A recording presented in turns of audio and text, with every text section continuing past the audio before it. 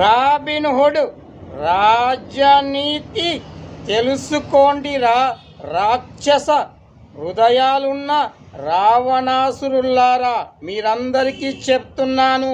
ఒక కాకి చచ్చిపోతే 1000 కాకులొచ్చి దహన సంస్కారాలు చేస్తాయి.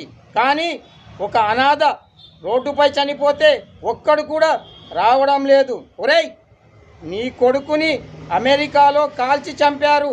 వాడు నడి రోడ్డుపై అనాథలా పడి ఉన్నాడు. అర్థమవుతుందా నీకు?